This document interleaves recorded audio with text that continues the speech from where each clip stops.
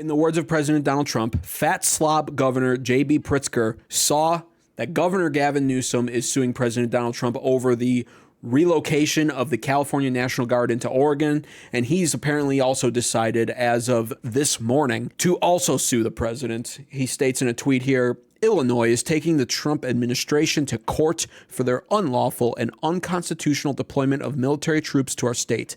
Thank you, Attorney General Raul, for helping defend the rule of law. And of course, Governor JB Pritzker, he loves his media attention. He's been trying to lose some weight, so he likes being on TV more and more because when he's on camera, he now only looks like he weighs 300 pounds instead of 400 pounds. So maybe that's why he's been on TV more and more than ever, even though he sounds completely stupid every time he's on any form of network, saying anything at all.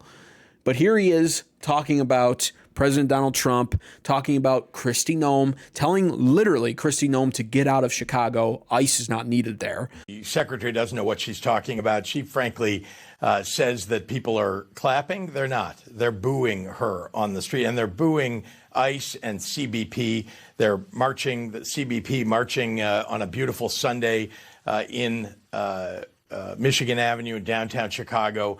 They're raiding neighborhoods where instead of going after the bad guys, they're just picking up people who are brown and black and then checking their credentials. Are you a U.S. citizen? I don't know about you, but I don't carry around papers that say I'm a U.S. citizen. So you can imagine people are getting detained. They're getting arrested, U.S. citizens. And they did this, of course, when they raided a building in the middle of the night in South Shore. 130 people that were emptied out of this building. They were going after a few gang members, and instead they broke windows, they broke down doors, they ransacked the place, and there were people that were held, elderly people and children zip-tied. Elderly people held for 3 hours at a time. They are the ones that are making it a war zone. They need to get out of Chicago. If they're not going to focus on the worst of the worst, which is what the president said they were going to do, they need to get the heck out. This idiot, who's a governor of an entire state, has the nerve to go on CNN and state that law enforcement officials, whether you want to accept the fact that ICE is essentially law enforcement, they're straight up law enforcement. He says law enforcement officials, ICE, are the ones making it a war zone. That's like an oxymoron. It's impossible. Law enforcement is there to bring law and order. And again, I can't emphasize this enough. This is what we voted for. I certainly voted for what ICE is doing. That's why Trump is our president, and he is acting on a mandate to deport as many illegal immigrants out of America as possible. Yet, in the eyes of these disgusting Democrat governors, they're the ones turning their cities into a war zone. Well, I have some facts, data, and statistics that I'm going to share with you about cities like Chicago, for instance, in just a couple minutes here. But first and foremost, I just want to show you video evidence, video proof that it's not ICE turning their cities into a war zone. It's actually Antifa, or just Chicago residents in general, who can tell at this point. But they want to talk about ICE breaking down doors and windows. Antifa's lighting fires in streets, and they're even going so far now as to actively chase ICE agents in their vehicles. Take a look. You can see that's the ICE truck, and these are all Antifa members blowing through a red light, mind you. That's four cars, 4 vehicles, a 5th one. 5 total vehicles full of Antifa members. One guy even hanging out of the sunroof, screaming profanities at the ICE agents trying to drive away, chasing them through the town, blowing through red lights at an intersection. You can see there the 5th one almost ramming into the car, probably a regular citizen. This is in Chicago. But JB Pritzker's fat face is on CNN saying, we don't need Kristi Noem, we don't need ICE, we don't need law and order, everything's fine here. And truthfully, it got even worse than that. This story also broke over the weekend where they're not just chasing these ICE agents and harassing them, which, by the way, again, I can't emphasize this enough. The Trump administration, I voted for them. Overall, I'm thrilled. They're too soft. When an ICE vehicle like that is being pursued by Antifa members, we need National Guard. We need more federal agents in these cities to be able to respond to that call. They then need to surround all 5 of those vehicles, introduce every person in those vehicles, introduce their face to the concrete. their hands behind their back, arrest them, drag them away to be processed in jail where they can await a court appearance and face years in prison. That's how you handle those situations. And when you're too soft on them and you don't handle them that way, the intensity and the violence ramps up, like in this story here. This story broke over the weekend where a woman wielding a semi-automatic assault rifle, from the reports that I've heard at least, some sort of firearm, in a vehicle, and it appears with a boyfriend of some sort, took to ramming into the back of an ICE vehicle and then getting out with the gun. The ICE agents actually had to shoot her. She survived, and now she's in huge trouble. But this was caught on footage. This is the alleged footage.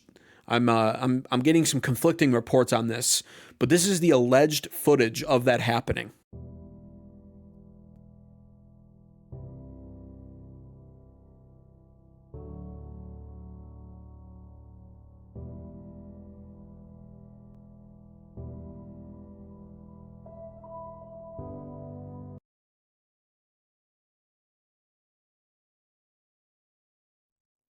I mean, take a look at that. It's just, she's just ramming the ICE vehicle off the road through the construction zone.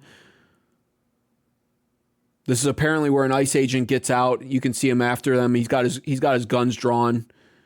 I mean, it became a big deal here. You can see all of this. The vehicle's trying to escape.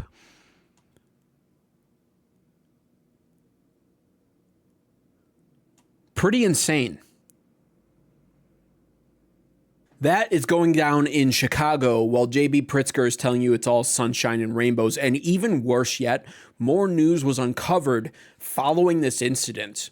Just like in Portland, where we discussed the Portland Police Department and how corrupt they very likely are, how they're literally doing nothing to stop Antifa in their own towns, and are even targeting conservative independent journalists like Nick Sortor, and also threatening regular civilians who are just trying to drive on their taxpayer-funded roads, probably to get to work or to a family member's house or their own home even. Those people are being threatened by police there. Not Antifa, though. Well, is it any different in Chicago? No. And even worse yet, we have proof of that. Following this incident, Chicago PD was notified of it. And I gotta say this, they may be ICE agents, but they're fellow law enforcement agents. Every Chicago police officer should have heard this call go across the radio and wanted to respond and wanted to get to the scene to keep their fellow law enforcement officer brethren safe.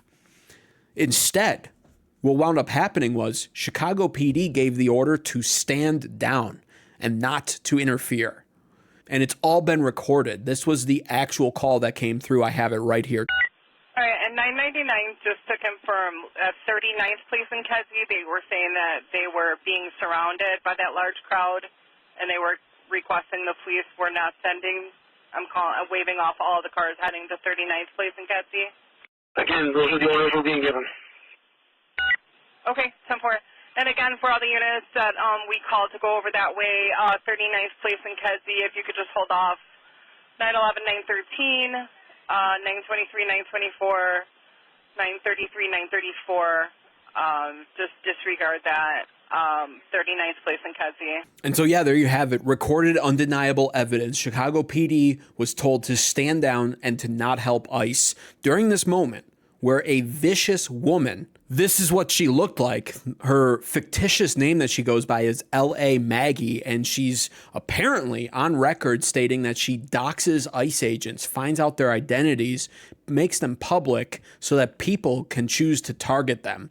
Gee, I wonder why a woman who looks like this would hate ICE. But yeah, the Chicago Police Department, it turns out, is almost no better than Portland. They're probably actually even worse, because I can't imagine a more despicable action than literally telling your police officers to not help other law enforcement agents. And that is why this police chief right here, the Chicago PD police chief, has seen a surprisingly large mounting amount of calls for his resignation following this.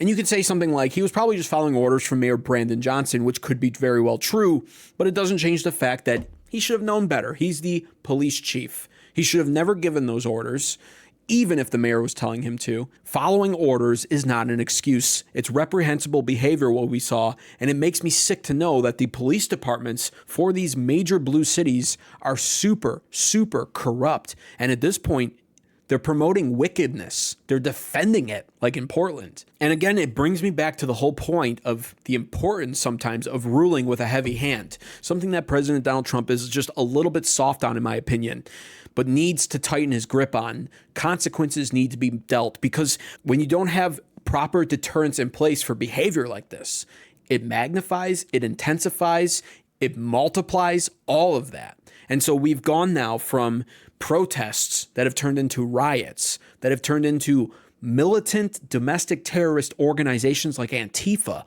lighting fires in the streets, throwing stuff at ICE agents, spray painting buildings, and now chasing ICE agents around in their vehicles, ramming their vehicles, and bringing guns out to try to fight them. And if you thought it stopped there, it doesn't.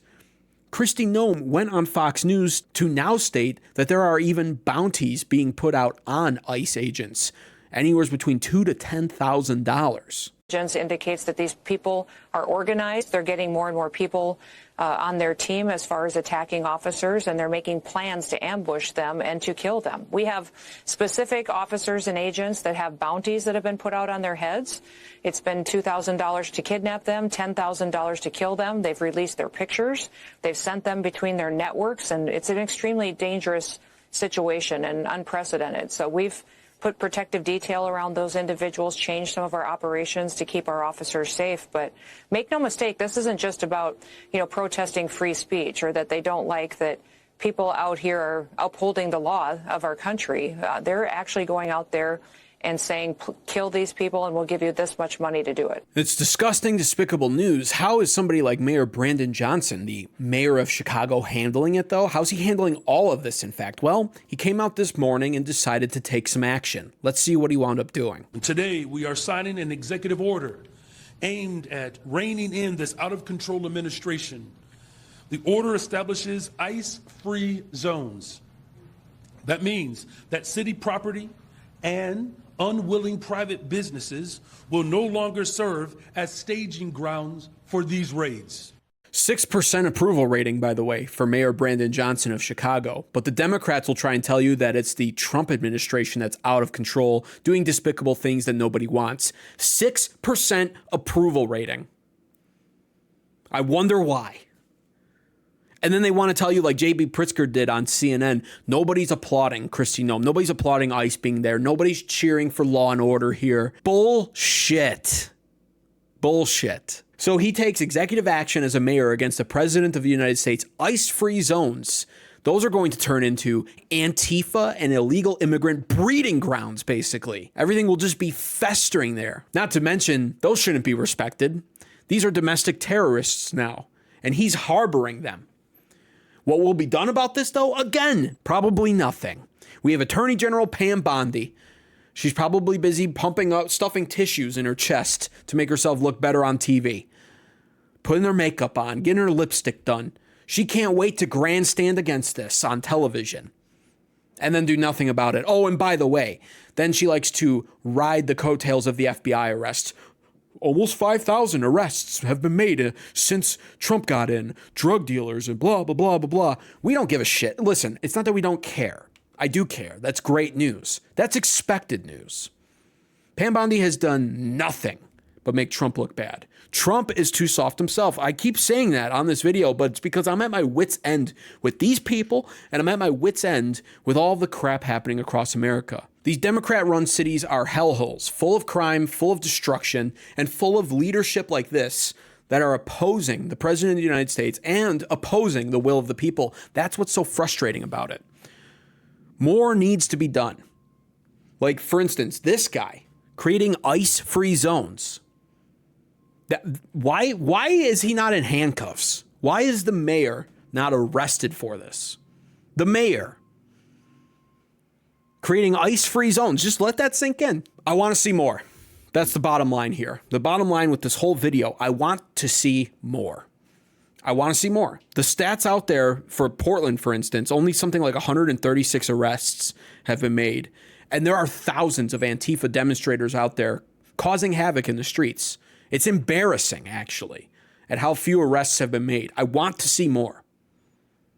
I know Trump is trying to operate within the bounds of, democracy, and he's called a fascist all the time. So it's almost like he has to be more careful, probably, or at least in his mind he does. But the thing is, we want law and order, and I want to see consequences for mayors like Brandon Johnson, for governors like Pritzker, and especially for Antifa members who are a domestic terrorist organization running havoc in the streets, free to do whatever they want, it seems, while citizens and journalists are targeted instead. And the whole root problem of this, at least in the short term, is the lack of consequences. Here's Mayor Brandon Johnson's official statement. Mayor Brandon Johnson signs ICE-free zone executive order prohibiting the use of city property for federal immigration operations. So yes, he is literally blocking ICE from being able to use or enter government buildings in Chicago. Federal law enforcement agents are being blocked from entering government buildings. In what world does that make sense? The statement goes on to say the directive expands Mayor Johnson's Protecting Chicago initiative, inviting community partners to participate in the work of safeguarding the inalienable rights of every Chicagoan. Today, Mayor Brandon Johnson signed the ICE-free zone executive order, which creates clear mechanisms to prohibit federal immigration agents from using any city-owned property in their ongoing operations in Chicago. The order expands upon Mayor Johnson's Protecting Chicago initiative, inviting local businesses and community organizations to join the citywide effort to safeguard our communities while advancing measures to rein in the reckless behavior of federal immigration agents. We will not tolerate ICE agents violating our residents' constitutional rights, nor will we allow the federal government to disregard our local authority. Meanwhile, here are those statistics on Chicago since JB Pritzker became governor of Illinois. Just like I promised you at the beginning here, I posted this on my X page, American Advocates. You should absolutely go follow it at American_Advo, ADVO. JB Pritzker took office January 14th, 2019. Since he took office, there have been 3,567 total homicides, non-fatal shootings, 14,834 of those, and then 18,108 total shooting victims. That was since 2019. That's been 6 years. And he wants to tell you on TV that it's all sunshine and rainbows there and the federal government is not needed. Let me know what you think about all of this in the comments down below.